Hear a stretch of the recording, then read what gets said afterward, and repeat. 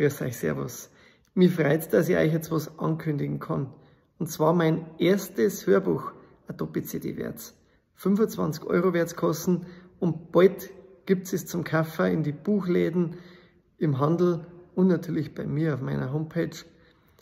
Am besten ihr schreibt's mir unter kontakt@wolfgang-hofer.de, dann ist für 25 € plus Porto die CD eure. Es ist eine wunderbare CD, waren in meinen Augen. Da ist alles drauf, was meine Literatur ausmacht, seit 30 Jahren. Den 92 habe ich so die ersten Geschichten und Gedichte geschrieben und da geht es ja los mit einem Gedicht und es geht bis ins Jahr 2022 mit neuen Texten. Es ist alles dabei, borisch, lustig, grauhart, Gestanzel, Gedichte, Geschichten, Miniaturen und Lieder von den ganzen Leuten, die dabei waren, im Tonstudio beim Bonifaz in Niederding.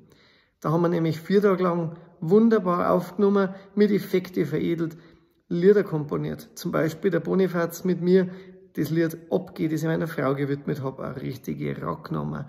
Ich freue mich drauf. Aber nicht nur das Lied. Der Albert hat seine Küchenlieder eingespielt mit der Gitarre, zusammen auch mit der Lisa Lohmeier an der Harfe. Die Andrea Stefanie Traber hat mit Manuel Maggio ein Lied beigesteuert aus ihrem Schaffen und hat ganz viel meiner Gedichte mit Geige und Klavier vertont. Meine Frau ist an der Querflöte zum Herrn und mein Herz auch einen Text lesen, den es für mich geschrieben hat. Unglaublich schön. Mein Neffe Elias Schraufstetter an der Zirch und natürlich der Michael Fröhlich, der Geschichtenerzähler, der meine Texte auch interpretiert. Einige sind es waren. Dazu noch meine guten Freunde, der Rainer Strasser und der Robert Wetterstetter, die auch noch jeweils bei einem Titel mitgemacht haben. Ich freue mich unglaublich auf das Ganze. Es sind 2x 40 Lieder geworden. Zu meinem 40. Geburtstag passt das ganz gut. Es kommt im Juni raus und ich informiere euch natürlich dann noch einmal. Aber ihr könnt es jetzt schon vorbestellen. kontakt@wolfgang-hofer.de. Bestellt es euch, ihr werdet es nicht bereuen.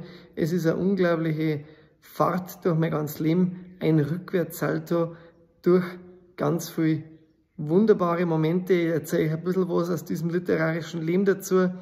Liest die Texte schön untermalt mit allem, was wir drauf gehabt haben. Da ist ein Mantra drauf, eine wahnsinnig irre Nummer.